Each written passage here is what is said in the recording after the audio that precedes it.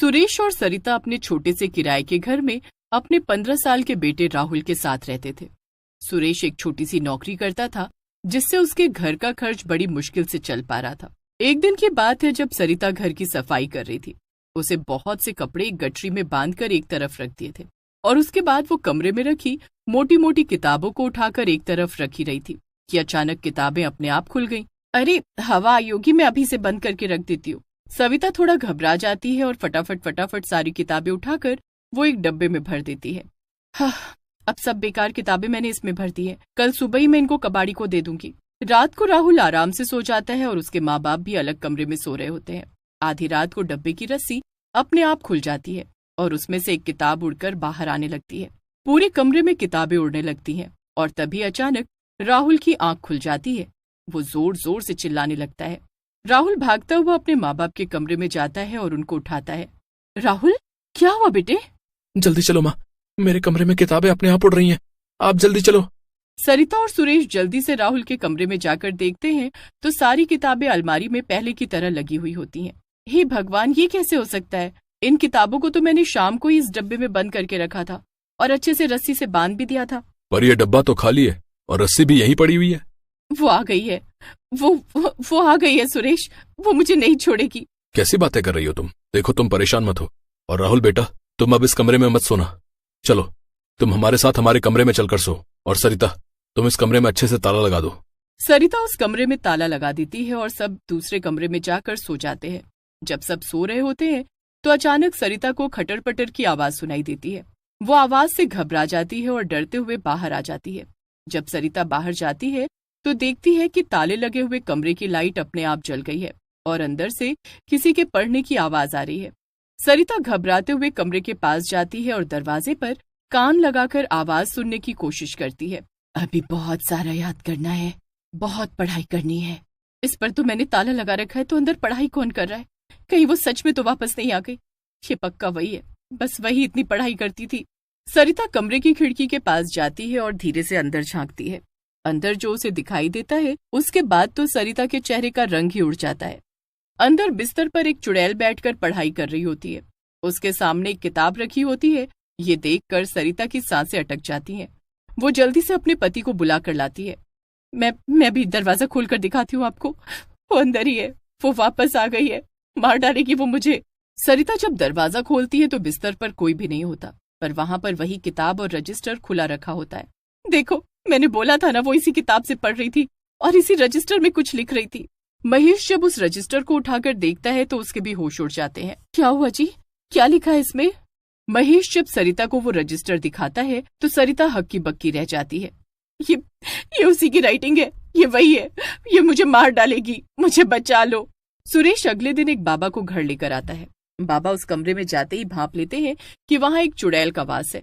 वो सबको बाहर कर देते हैं और कमरा अंदर से बंद कर देते हैं। इतना तो मैं जान गया हूँ कि तुम कोई बुरी चुड़ैल नहीं हो। बताओ, क्यों इनको परेशान कर रही हो? क्या चाहती हो इनसे? बाबा की बात सुनकर वहाँ चुड़ैल प्रकट होती है। वो बाबा से कुछ बात करती है। बाहर सब बाबा के बाहर आने का इंतजार कर रहे होते हैं। थोड़ी देर बाद जब बाबा दरवाजा खोलते हैं तो सबके चेहरे पर सवाल होते हैं। बाबा, अब तो वो हमें परेशान नहीं करेगी ना?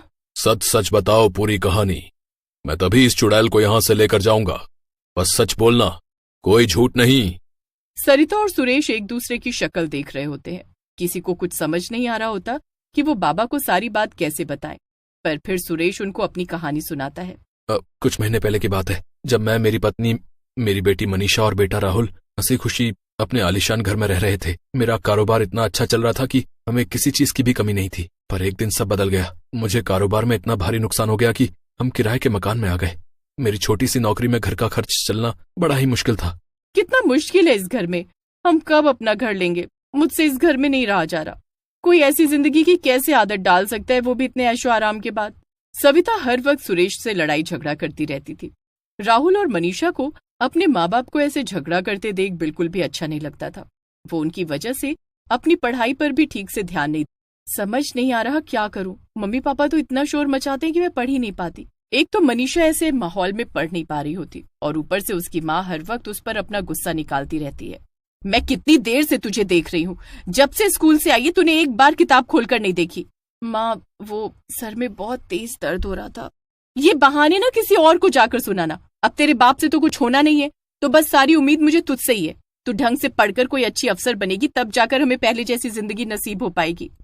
माँ, मैं अपनी तरफ से पूरी मेहनत करूंगी। मेहनत नहीं, मुझे रिजल्ट चाहिए, रिजल्ट। मनीषा अपनी माँ की डांट से बहुत ज्यादा डर जाती है और दिन रात पढ़ती रहती है। उसे न खाने का होश रहता है न सोने का, और वो बस पूरा टाइम किताबें लेकर बैठी रहती है। इतना करने पर भी उसकी माँ हर थोड़ी देर में उसके पास आती है और उसे बोलती है, अगर तेरे सबसे अच्छे नंबर नहीं आए ना तो मैं तेरी टांगे तोड़ दूंगी। माँ, मैं अपनी तरफ से मेहनत कर रही हूँ, मैं आपको निराश नहीं करूंगी। मनीषा के ऊपर पढ़ाई का बहुत प्रेशर आ जाता है, जिसकी वजह से वो मन लगाकर पढ़ नहीं पा रही होती। उसके मन में बार बार यही ख्याल आ रहा होता है कि अगर वो अव्वल नहीं आई तो उसकी माँ उसका बुरा हाल कर देगी। मनीषा अच्छे से सारे पेपर देकर आती है, पर उसका आखिरी पेपर सबसे ज्यादा मुश्किल होता है। वो पूरा मन लगाकर पढ़ रही होती है और आखिरकार अच्छे नंबरों से पास भी हो जाती है। हाँ तो क्या हुआ, फिर पास हो गई तो? वो तो तुझे होना ही था ना। ये बता, नंबर कितने आए हैं तेरे? माँ, बस एक पेपर में अच्छे नहीं आए, बाकी सब में अच्छे आए हैं। करम चली, इसमें अच्छे नंबर कैसे नहीं आए तेरे? कहाँ ध्यान था तेरा? जब पढ़ाई ही नहीं करेगी तो मुश्किल ही लगेगा ना। आज तो तुझे मैं रोटी का एक टुकड़ा ना दूं। इतने अच्छे नंबर लाने के बावजूद भी उसकी माँ उसे दिन में खाना भी नहीं देती। उसे तो बस हर वक्त मनीषा को पढ़ते हुए देखना होता है। मनीषा अब कॉलेज के बाद अपनी आगे की पढ़ाई करना शुरू करती है। इतने पर भी उसकी माँ को शांति नहीं पड़ती और दिन रात उस पर पढ़ाई का प्रेशर डालती रहती है। मैं ऐसे कैसे पढ़ाई कर पाऊंगी? अगर मैं ऑफिसर नहीं बन पाई तो फिर माँ मेरा क्या करेगी? मनीषा का 2 दिन बाद फाइनल एग्जाम होता है और वो अच्छे से उसकी तैयारी में लगी होती है। पूरी तैयारी के बाद मनीषा अपना एग्जाम देने जाती है, पर रास्ते में एक एक्सीडेंट की वजह से जाम लग जाता है। हे भगवान, इस जाम को भी अभी लगना था क्या? अब मैं क्या करूं? मैं समय पर कैसे पहुंच पाऊंगी? एग्जाम सेंटर बहुत ही दूर होता है। मनीषा के पास वक्त भी कम होता है, इसलिए वो पैदल ही निकल पड़ती है। बड़ी मुश्किलों से मनीषा अपने सेंटर पहुंचती है, पर वहां का गेट बंद हो चुका होता है। मनीषा गार्ड से गेट खोलने को बोलती है, पर गार्ड गेट ही नहीं खोलते। प्लीज ऐसा मत कीजिए, आज मेरा फाइनल एग्जाम है, प्लीज मुझे जाने दीजिए। रास्ते में एक्सीडेंट की वजह से जाम लग गया था, इसलिए मैं लेट हो गई, प्लीज मुझे जाने दो। मनीषा गार्ड के आगे रोती गिड़गिड़ाती रहती है, पर वो उसकी एक नहीं सुनता। लाख कोशिशों के बाद भी उसे अंदर नहीं जाने दिया जाता और वो अपना एग्जाम नहीं दे पाती। मनीषा को इस बात का गहरा सदमा लगता है। अब तो मुझे माँ जान से मार देंगी। वो मुझे मारे, इससे अच्छा मैं खुद को ही मार डालती हूँ। मनीषा अपने होशो हवास में ही नहीं होती और सड़क पर बिना देखे चलती रहती है। उसे अपनी माँ से इतना ज्यादा डर लग रहा होता है कि वो उनके पास न जाकर एक ट्रक के आगे कूदकर आत्महत्या कर लेती है। जब उसके माँ बाप को ये बात पता चलती है तो वो बहुत रोते हैं। मैं बहुत शर्मिंदा हूँ बाबा, मैं सच बोल रही हूँ। एक दिन ऐसा नहीं गया जब मैंने खुद को कोसा ना हो। मुझे समझ आ गया है बाबा कि कभी भी माँ बाप को अपने बच्चों पर पढ़ाई का प्रेशर नहीं डालना चाहिए कि वो डर कर अपने साथ कुछ गलत कर बैठे।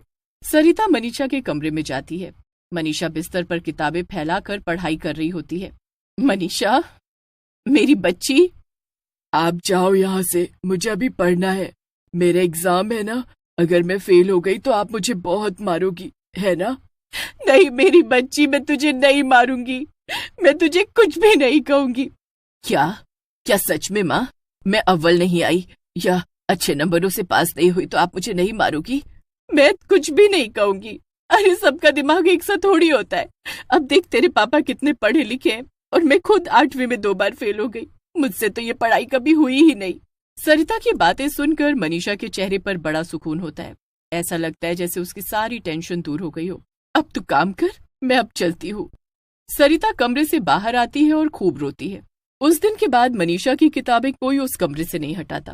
वो रोज अपने कमरे में पढ़ने आती थी और रोज सरिता उसके पास बैठती थी। धीरे धीरे मनीषा के दिमाग से पढ़ाई का बोझ और माँ का डर निकल गया।